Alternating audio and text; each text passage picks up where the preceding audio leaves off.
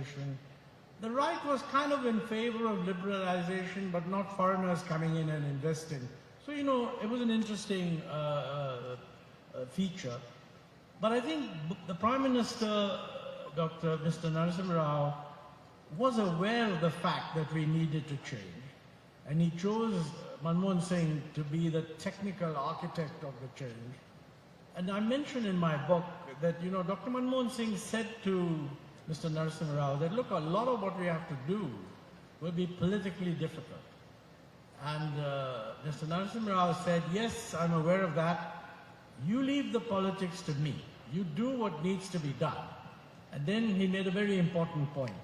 He said, if you succeed, we will share the credit. If you fail, you'll get the blame. And politicians need some such cover.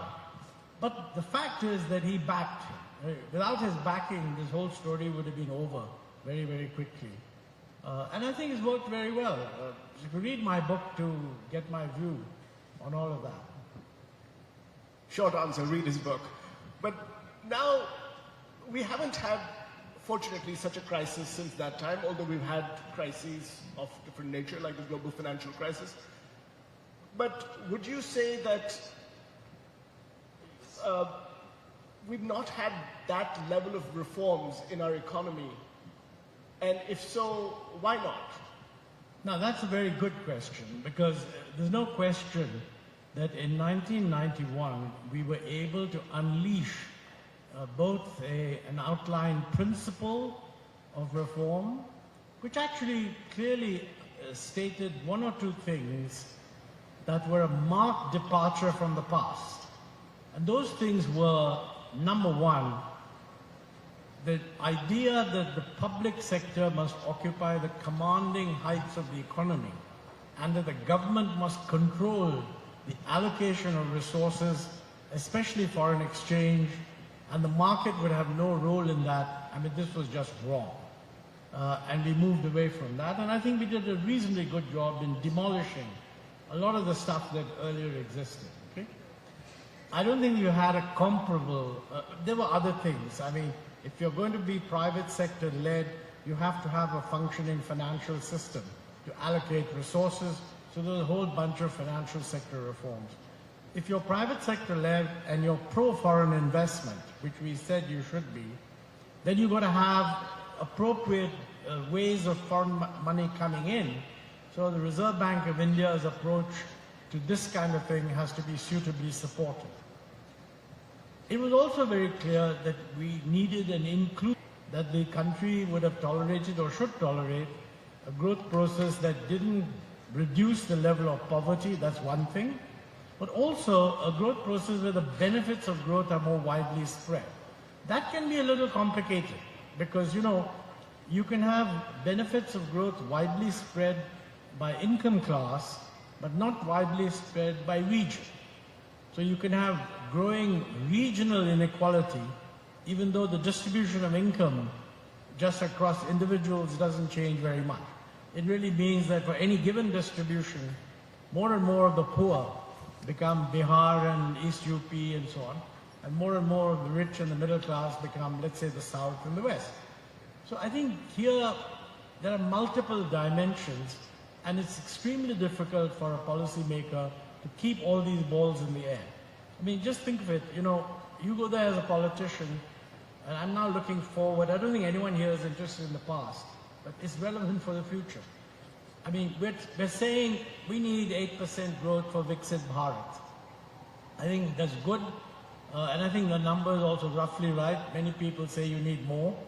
But you know, when a politician goes out and says we need 8% growth, the image that is conjured in the minds of the audience is, wow, that's pretty good. That means I will get 8% growth in whatever I'm doing. That's wrong. In order to get 8% growth, you will have to bring about a structural transformation of the economy. Some sectors will get phased out. Some businesses will get phased out. Some states will have to change what they do in order to benefit from what is now possible. And quite frankly, this is not well understood. If I go back to my own, it's not my home state because I was I mean, I've never lived in there, but let's say Punjab. Now, you know, Punjab's self-image is very much taking great pride in having helped the country at a critical moment, getting food self-sufficiency. But the problem is today, from Punjab's point of view, growing as much rice as it does is not contributing to the country's food security. If enough people can grow rice, it's only destroying the water environment in Punjab itself, but it's not able to change. Looking a little further south, when I was deputy chairman of the Planning Commission a million years ago, I'd gone to Kerala, next door, made a speech, and I found that in Kerala, people were very concerned that Kerala must be self-sufficient in rice. So I said, why on earth should you be self-sufficient in rice? You have a bonanza of young Kerala skilled guys going to the Middle East, earning lots of money. They're not really interested in becoming rice farmers. So you must allow rice production to get phased out and go into high-value crops like spices and cardamom and things like that. But somebody rushed up to me and said, "Sir, this is a very sensitive matter, don't pursue that." I said, look, if a rich and well-educated state like Kerala cannot be persuaded that it's not important to be self-sufficient in rice because Bihar can produce all the rice you need, I mean, we're doing the wrong things. Then I was told, no, but in Kerala, we are specially interested in red rice, and they don't grow that here. I said, fine. Then you just pay more for red rice, much more for red rice than for other rice, and people will do it economically.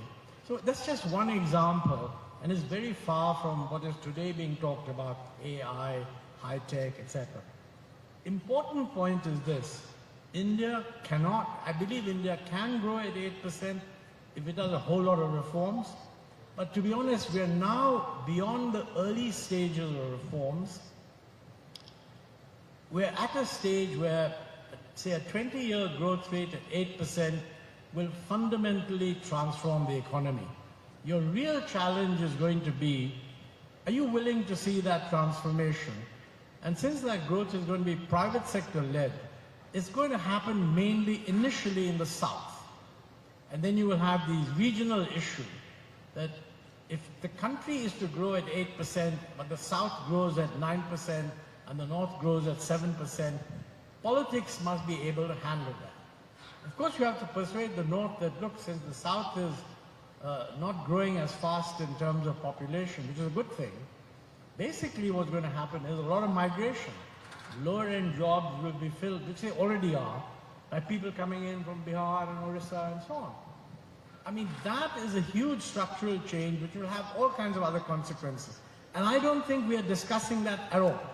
We are just saying, Viksit Bharat, 8% reforms, which is true. But you know, the nature of those reforms, what exactly those reforms are, I think we're not paying enough attention to. Now, to be fair, there is some focus. I mean, I saw this morning in the newspapers that Karnataka has put out a new industrial policy which is going to clean up the procedure. I don't know the details and I've asked to see it.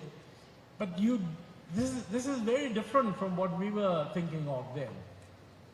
Every state must be doing the same thing. And we have to see how much actual cleaning up happens. Because, you know, it's very easy to have convert 40 applications into a single window.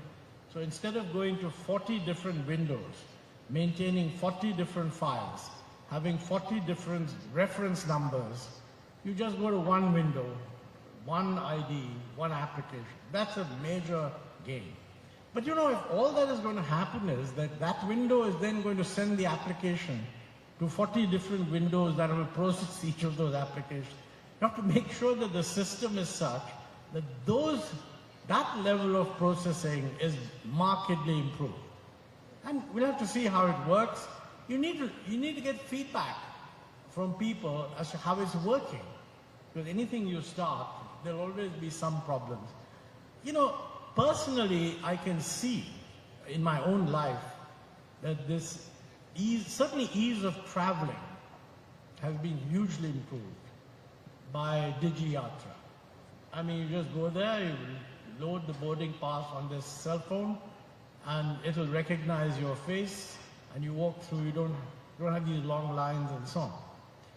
I think this is the result of bringing in technology, the telecom revolution which took place after 1994, Aadhaar, which Nandan Nilekani masterminded, which began in the UPA government and has been continued in the present government, which is a good thing, and other things that are being built on it like UPI and what have you.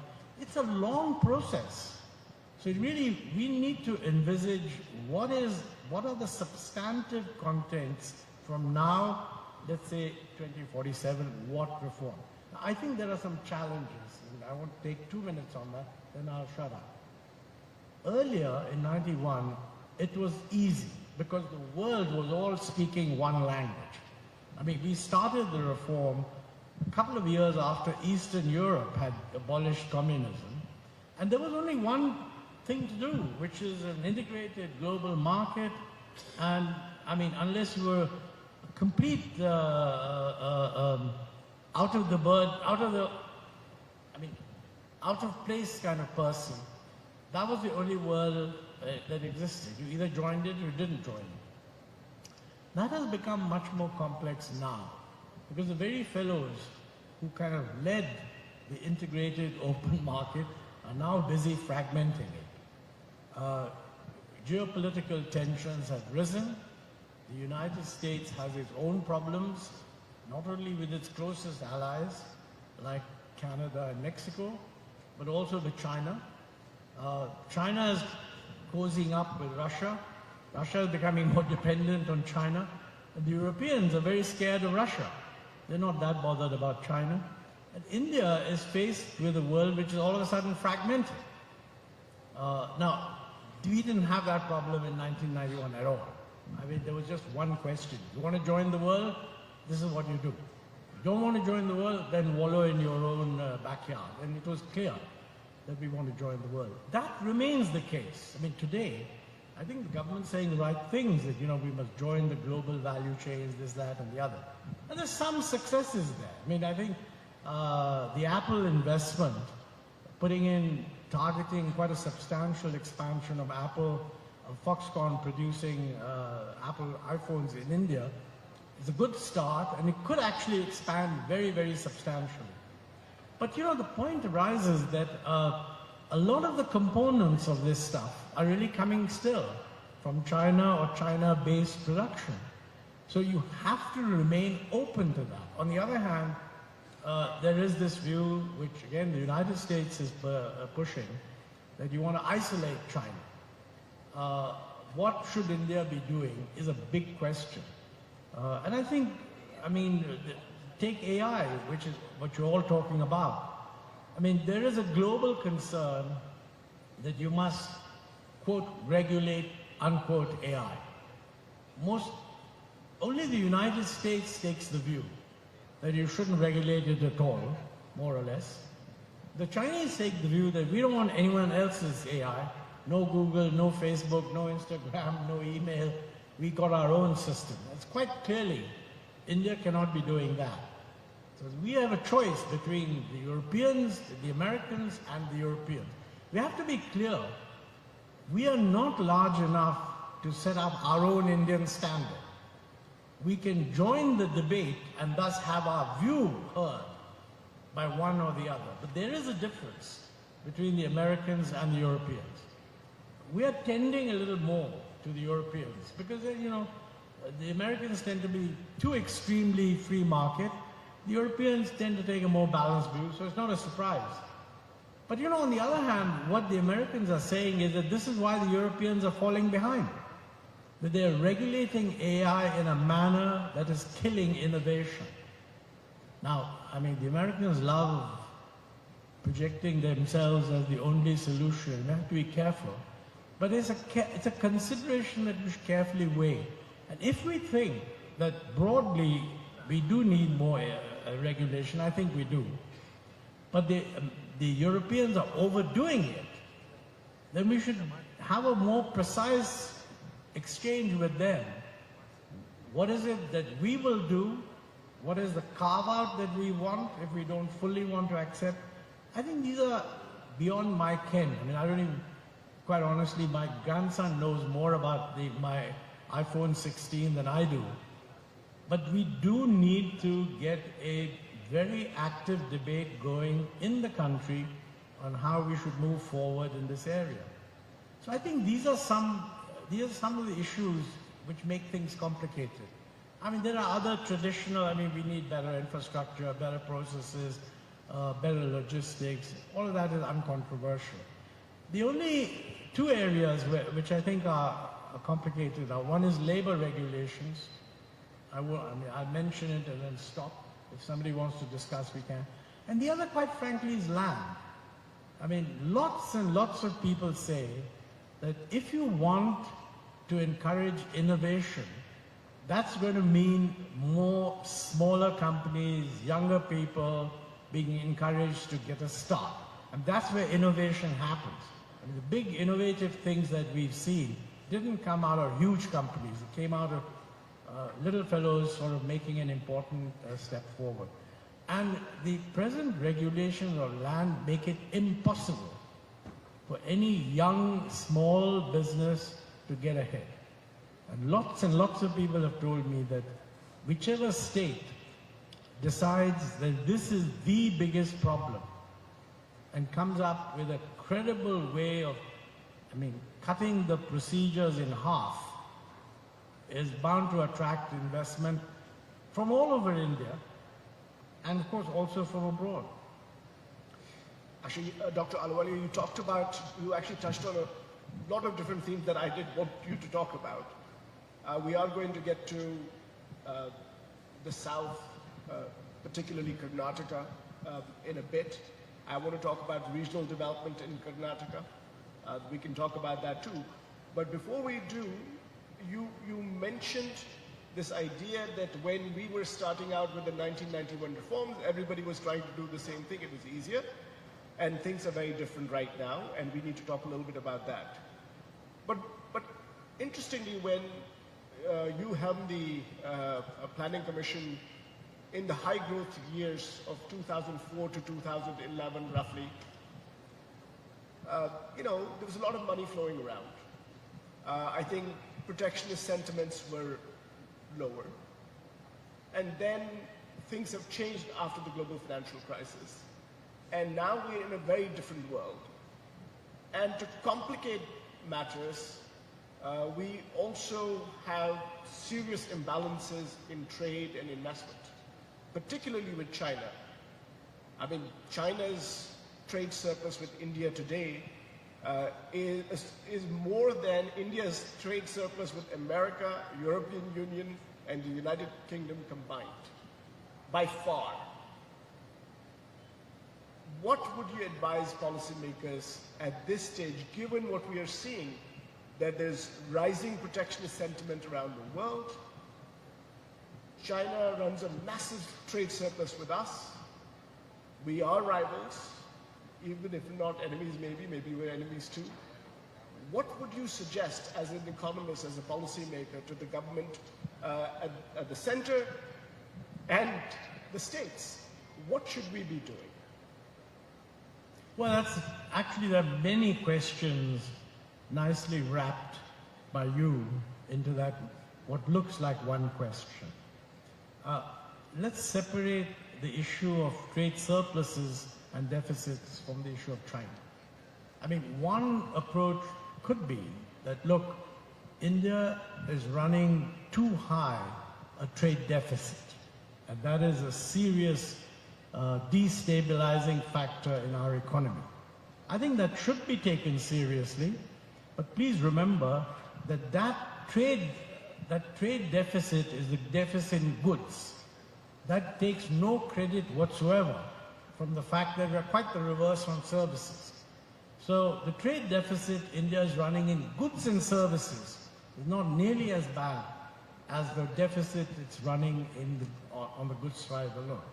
Now let's be clear about it. Unless we are anti-services, if we want to reduce the trade deficit in manufacturers and maintain the trade levels of services, you're really asking us to run a trade surplus.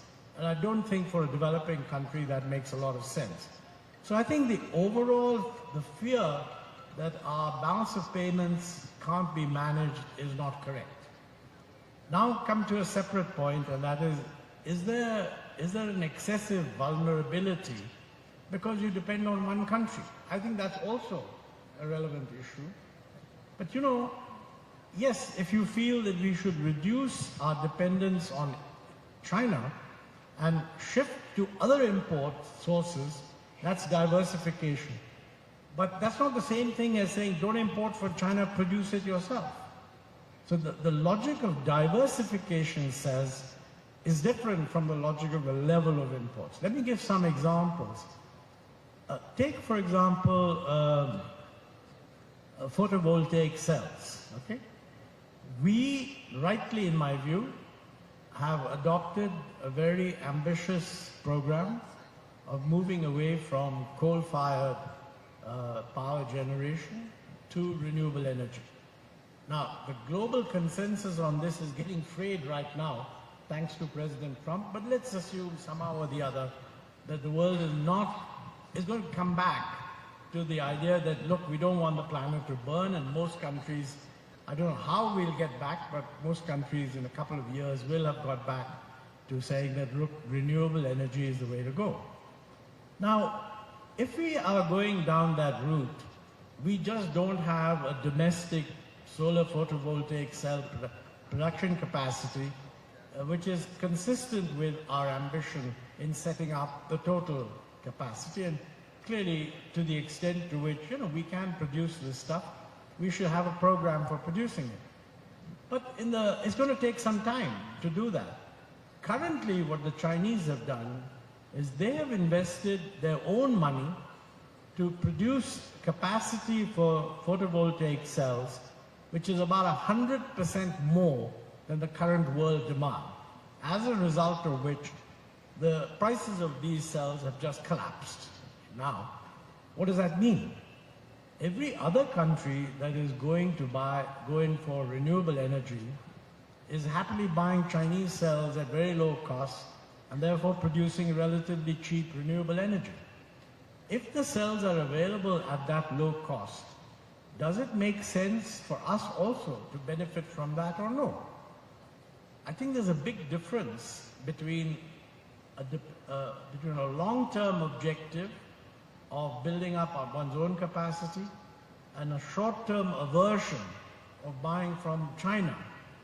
I think this global excess supply of cells will probably phase out after about 3 or 4 years if every country moves to renewable energy. But in that 3 or 4 years, it's there. So you have a real question.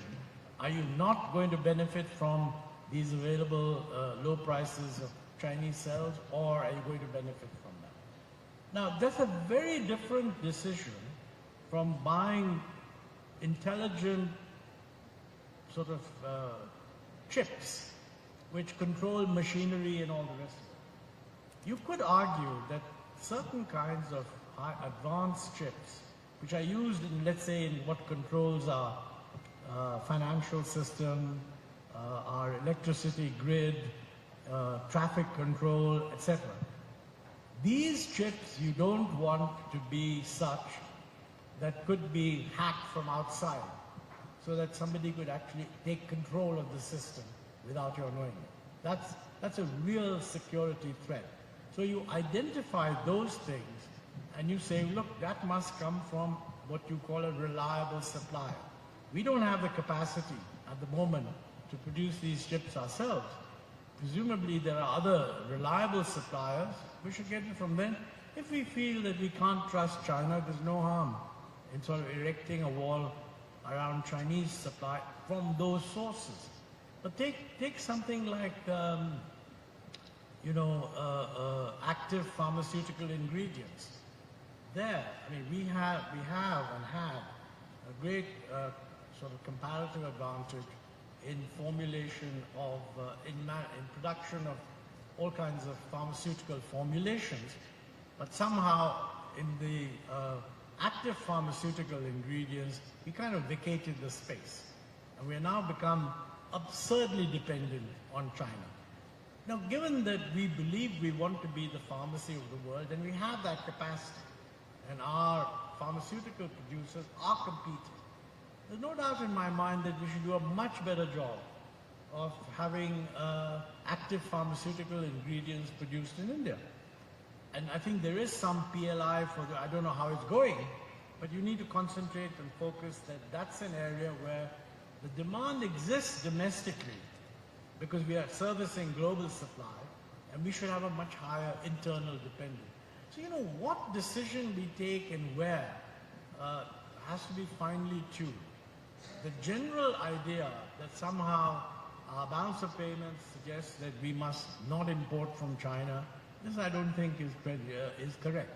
And actually, if your balance of payments deficit overall is a problem, then quite frankly, macroeconomics suggests that you should just reduce the level of absorption domestically, because the overall balance of payments just reflects the excess of demand over available domestic supply. So you increase supply where you can and reduce the demand. And reducing the demand means accept the fact that you're not going to have a very rapid growth, because that will choke your growth rate off. So I mean, these are all interconnected. And I think that too much is, I find very often people say, this is what we must do. Number one, 8% growth. Number two, cut down our balance of payments deficit. Number three, don't import anything from China. I mean, quite frankly, that doesn't add up. Now you understand why policy making can be so complex. I'm soon going to come to the audience, and if you have some questions, we'll give you an opportunity. But I want to get us to Karnataka, to the south. Because ultimately, whatever India does, a lot of it happens in the states. And here we are in this state and in this city. And the topic today is about resilient and inclusive growth and green growth. So we'll talk a little bit about that. You know, if you land in Bangalore, if you land at the airport, it's a very modern airport, world-class airport, and you feel that you've come to, if nothing else, an upper middle income country, and that seemed, to a foreign visitor, that could possibly be, oh, this is great. Karnataka has the fourth highest per capita income in the country. However, Karnataka's social indicators lag its income status. Whether it's literacy, whether it is, infant mortality, maternal mortality. And there's a lot of regional imbalance in this state. Now, here we have the private sector, some of the, greatest kind of examples of tech and innovation are here. They will need more markets. They cannot all rely only on cities like Bangalore. For that, regional development has to be stronger, has to be better. How can the public and the private sectors work together to make sure that there's more equitable development in the state, so that the private sector also has a much bigger market to work with in the future? Well, I mean, let me say that, first let's give credit to Karnataka for having done a very good job. One of the things I mentioned in my book is that Bangalore is the only city in India that was elevated to a verb, in the sense that people who lost their jobs in the US said, I've been Bangalored. So, clearly Bangalore was a leader in an important sense. So creating this very vibrant hub, and it's the result of a very long period. It's not the result of any one decision. I mean, the fact that Jamshedji Tata decided to set up the Indian Institute of Science here, that there were a couple of earlier public sector scientific-based institutions, that you have a good higher educational system, and lots of people came in. Possibly the climate is a lot better than in many other parts of the country. So, you got this. I think you do need to worry that making a city livable is not just the result of getting a lot of companies investing in it. There's a whole lot of urban management that has to be done. And I think there, Bangalore has not done what it should be doing. Now that it is on the global map, if you like, of possible areas that could attract investment, I mean, the first thing that should be done is that Bangalore city government should be made hugely more efficient. Now, unfortunately, in our country, city governments don't have much power. And that's true of all states. I mean, that's certainly true, for example, of Maharashtra, and it's the same thing holds for Bombay. So you need huge improvements in Bangalore itself in managing various aspects. Second, you said that, there ought to be a spilling over into other cities. I think that's true. I mean, one of the things that the IT sort of revolution allows is the decentralization of production groups. You don't all have to be in the same place.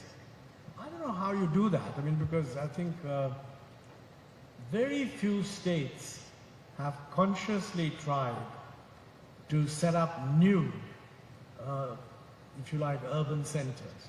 Now, if you look at the trend of urbanization, I mean, this is a consequence of my earlier point that structural change. If India is going to grow at 8%, then the urban population is going to grow very rapidly. Gandhiji said India lives in its villages, and many people still regard that as a sort of romantic vision. I think you have to recognize that India will not be Viksit if it doesn't largely reduce the numbers staying in villages. So, I mean, this should be, I think good Gandhians should recognize that this is not an undermining of the views of the Mahatma expressed these views 100 years ago. So, I mean, the idea that, I don't think he said India lives in its villages and will continue to do so 100 years later. Now, if you think of the shift, how's this shift going to happen? We just will need to pick up tier 2 towns and make them into near metro. Now, the only known cases in India where this happens is when a new state is carved out and a capital has to be created. I mean, that's what's happening in Andhra Pradesh now, where Telangana can't use Hyderabad, and so the Chief Minister is setting up a new capital. I'm not suggesting what you should do in Karnataka, but it's my general view. We should seriously consider cutting down many of the larger states into 2 or 3. I mean, look, UP, I think the Chief Minister of UP in the early 2000s, Madam Benji, as she was called then, she had said we should, Mayawati, should break up, we should have 3 states. I mean, Harit Pradesh, and then UP and Purvanchal or something like that. Western, Central, Eastern UP. Now, if you did that, instantly there would be a political willingness to create 3 new good cities. People have said that this could be done in many other states. In Maharashtra, for example, there are people who have said that the Vidarbha area should be made a separate state with Nagpur as its capital. So I'm consciously not making any comment on Karnataka, but I wonder what residents of Karnataka would think, whether there's scope for doing something similar.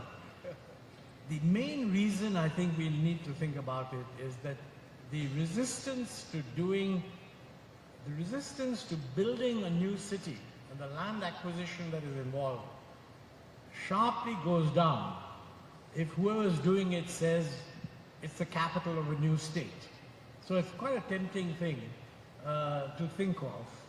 Short of that, I mean, it has to be a conscious decision by the state government to divert resources into building up 1 or 2 cities. Now, the problem is that if you want to build a first-class city within the state of Karnataka, for example, the amount of diversion of Karnataka's resources to one city would become very large.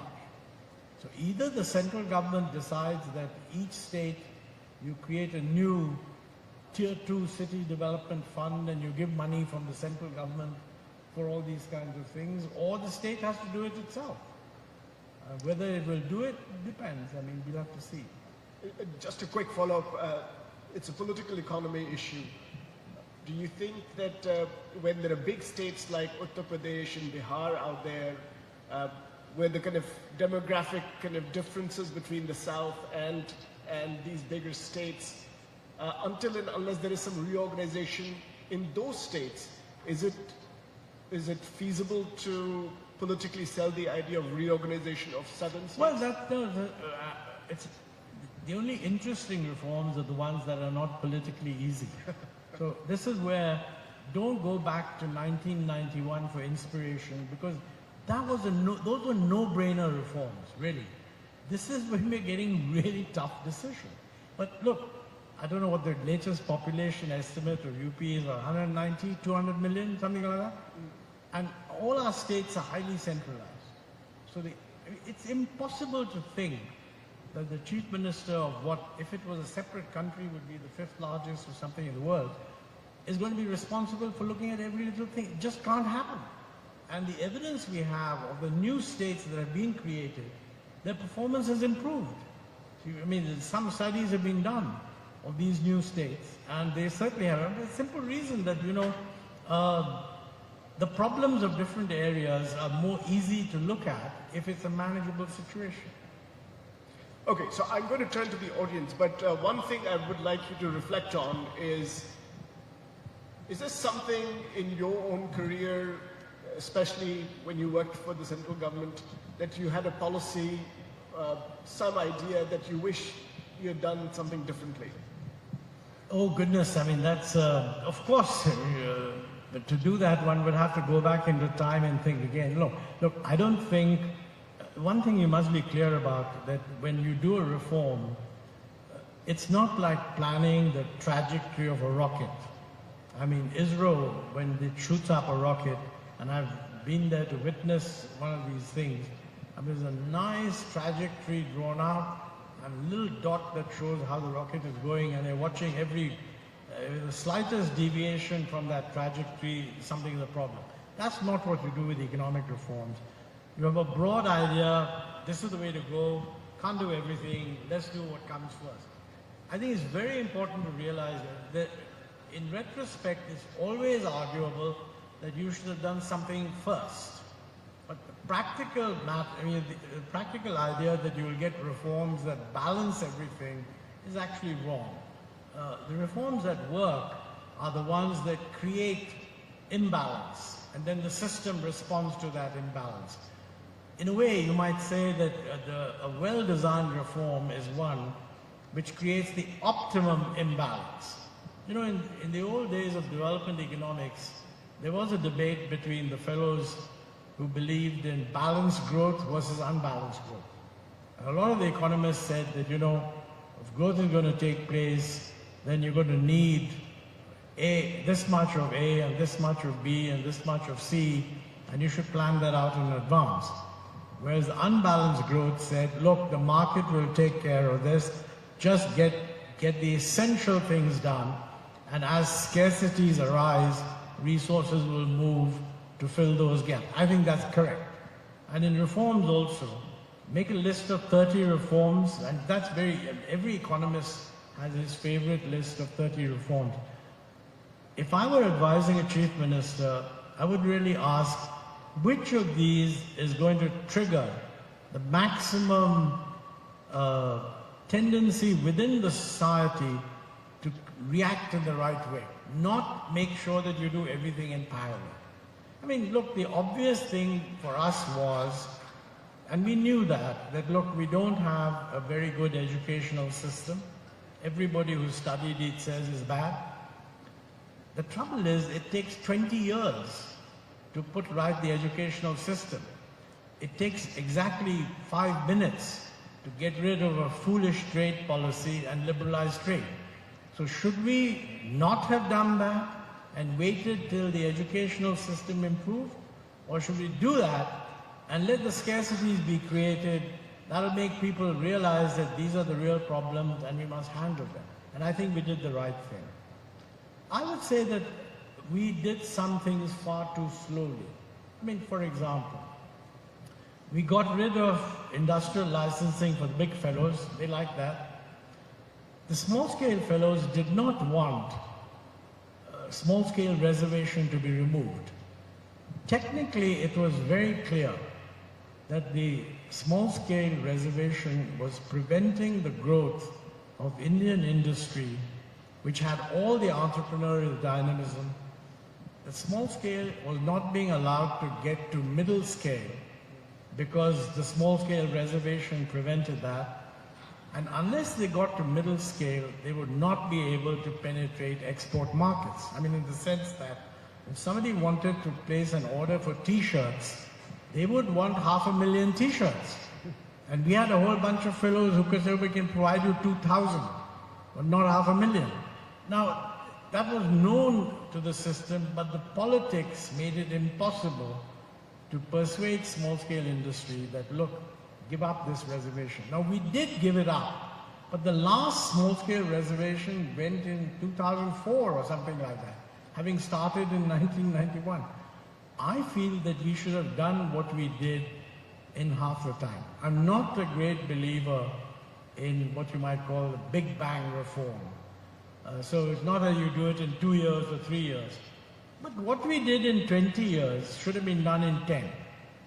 Now, if you ask me, would it have been politically possible to do so? I don't know. Because within the first 2 years, the crisis was over. During the crisis period, you were able to do whatever you want because people said, look, the scarcities are unmanageable. Once the scarcities became unmanageable, it became difficult to resist political pressure. True. I have so many more questions, but I would like to turn to the audience. And okay, there are lots and lots of hands. Let's first start with this side and then we can come to you. A mic for the gentleman right here. There must be a law of physics that says that this side is more densely populated than this one. Is there any reason for that? I don't know. How do you move here? This has been like that for some time. So, gentleman right here and then the gentleman here. Or you can ask first and then you can ask the second question. Okay, thank you everyone. Dr. Ahluwalia, I completely agree to your point that we should create more larger cities and also give autonomy to the current largest cities in India. Also considering the fact that farmers are going to get more empowered, so there will be less labor required. That will also make movement more to the city side. What would be the potential solution that you suggest to the current government, maybe like making a mayor more empowered, to manage the city or more autonomy? So I was looking forward to your thoughts. The sounding effect that you fully get. So what would be the potential ideas to empower the cities? Empower the cities, maybe bringing more autonomy, a concept like a mayor, the way we have in London. Well, constitutionally, any state government can empower the lower level authority as much as it wants. The central government cannot do that. So the issue of the distribution of power within a state is not something that the central government can do. But if you found a chief minister who said, look, I am convinced that we must decentralize power to, let us say, the top 3 cities, he must first say that. I can assure you I won't recommend any particular consulting group or research institution. But if you found a chief minister whom you could sell this idea, I'm personally willing to come and work with whoever it is to tell you what to do. The constraint isn't how to do it. The constraint is, does anyone want to do it? Because remember, if you empower the city, the mayor of the city would become a politically important position. Nothing wrong with that, you just appoint your own guy. Look, I'll tell you a nice story from my book Backstage. When I went with Mr. Rajiv Gandhi's 1998 visit or whatever to China, We were flying in the plane and we looked at the agenda and it said there was a stop in Shanghai. And I looked at the agenda and it said dinner with the mayor of Shanghai. Now, you know, in India, nobody knows the name of the mayor of the city except his family. So I said, what on earth is this? Why is the prime minister? They said, no, sir, I forget the name of the Chinese. He later on, he said, he's going to be the next prime minister. So the point is that you can empower your city mayors if the political class wants to. And it could always be arranged that he would belong to your party, he would be the next most important person, etc. But if you don't want to do it, then there's no point in talking about all the details. Thank you. The young man here, and then I'm looking for some women. Why are the women quiet? So some women will please raise their hands. In the meantime, this gentleman here. Am I audible? I can't see you. Can you come out here? Easier. Because I can't see, I'm lip reading. I understand your Hello sir, thanks for the talk. I am Tejas, I work with the Finance Department of Karnataka. So as we actually talk about economic growth and global challenges, so I wanted to know your thoughts on the public debt that is actually haunting a lot of subnational governments. So if we are talking about India's growth, I think it is actually important to acknowledge that the states that you mentioned in the talk, like Kerala, Punjab, and all those states are actually entering into debt traps. And how do you actually deal with that when we look at the country's growth? No, I think you're absolutely right that the states have all become fiscally very weak because the scale of debt relative to both the revenue they generate and their gross state domestic product is too high. I think the Niti Aayog has brought out some document which ranks states. It's a very interesting ranking, by the way, because the worst, euphemisms have come in big time. I mean, the worst states are called aspirational. The next ones are called achievers. Then the fellows are called outstanding. Karnataka is not in the worst state list. It's somewhere in the middle. But the truth of the matter is that as long as you have a financial system that respects a certain amount of discipline, the states cannot borrow except what the central government authorizes them to borrow. And assuming that the central government will continue, since Finance Minister has said we want to lower the central debt to GDP ratio over time, I'm assuming that they will do the same thing for the states. So the states will not be able to borrow more than a certain amount. Now, if the revenue that the states are generating does not sustain the expenditures they want, it can, and you can't borrow, then it can only mean that either you're forced to raise resources or you cut other expenditures. And I think there will be a crunch of that kind. By the way, the states, this is something you also have to think about, that, there's a tendency for states, all states, to say that they can't raise resources. This is not actually true. Let me give you one example since you talked about cities. There's a huge demand in urban India, middle class, upper middle class India, for better service. All of them have relatives abroad. All of them, when their relatives come, their grandchildren say, what is this lousy, filthy environment, etc. And they get very upset. They don't realize that their children abroad are paying property taxes, which are financing the municipal services. So, since almost all of you have relatives abroad, after all, this is Bangalore, I ask you to just do a simple calculation. Ask your relatives, what is their property tax as a percentage of the value of the property, okay, abroad? And just consider what is the property tax you are paying as a percentage of the value of your property.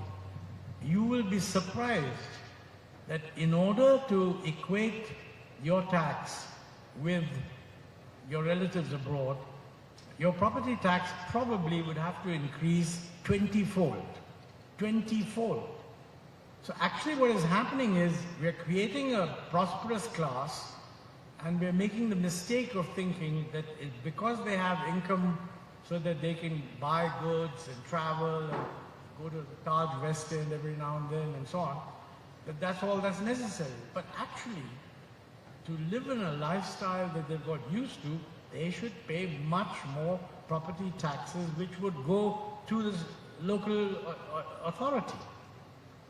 So, you know, that's one resource which, to my mind, by the way, what a lot of people have, there's been some rationalization of this, but nothing comparable to what the rate rationalization is. And you know, frankly, this is good. I mean, if any of you ever become chief minister, you will find this very difficult. But that's one of the issues. Should the rates be fixed by the state? Because in India, the local property tax rates are fixed by the state. I would recommend that let them be fixed by the city. Cities that want to look decent will just charge higher rates. And believe me, it's only the top 20% in the city that will actually be paying the property tax. So the incentive to do it will be greater. That's what we should do. There's a young lady in the middle. Yeah, yes, you with the glasses, please. Yes. Please give her a mic. Can you come forward? Can you come here? Yes. Good afternoon, sir. Sir, you mentioned that we need to have good or well-built cities, and we can divide the larger states into 2 or 3 more states. My question is, while we are discussing about India's growth amidst the global challenges, we have seen that in the 29 states present in India, there are a lot of interstate conflicts that's going on. So when we are thinking about India on a global level, is it wise to increase the number of states, which will definitely in turn increase the number of interstate conflicts, and in the process of creating more states and a better city, will we fall back in facing the global challenges while solving the local challenges? I mean, it's a very difficult question. You know, the interstate conflicts that you talk about are mainly on water. Yes. So you're really talking about the distribution of water. Even in other countries, there have been such conflicts, but they've found ways of addressing this with greater reliance on market forces, by the way, which we hate doing. I think it's a very complex matter, and in our arrangement, if both states agree, we worked on this in the Planning Commission to see whether there was some way.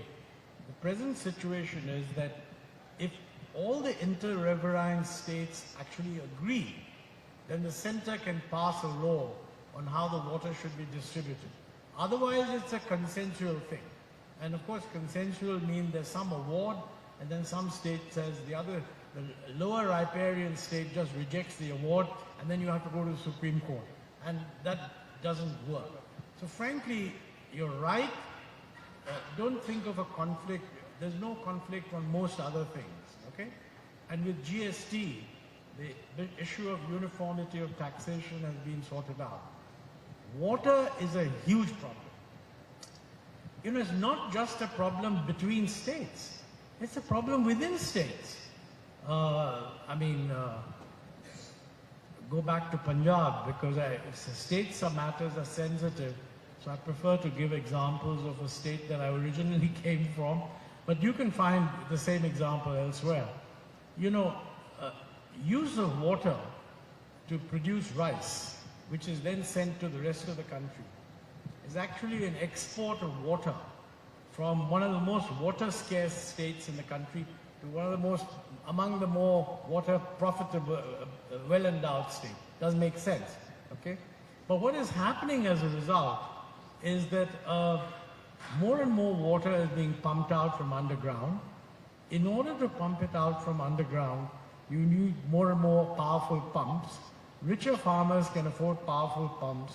So by lowering the water table, they're actually impoverishing all the guys who can't afford the pumps. Now, the situation is made worse by the fact that power is free. But although power is free, you have to pay for the pump. If power was not free, then they would be much more incentivized to utilize the water efficiently. This is a general problem which you should all think about. Can we deal with what is undoubtedly going to be an increasingly water-stressed situation without bringing in the pricing of water to allocate across different sectors? The current policy of all states and the center, I guess, is yes. The center can say it's not its problem, it's the state's problem. No state that I'm aware of is willing to say that because water has become scarce, we must introduce pricing. Now, if you don't believe in market allocation, that's fine. I mean, it's not fine in my view, but I accept that. But then you must say that you're going to allocate water centrally, which means you'll regulate every single pump, which is not feasible. So quite frankly, on the water side, we have an unworkable policy framework. And somebody should, I meet hundreds of NGOs who worry about this. None of them is in favor of pricing. So I asked them, how are you going to solve this problem?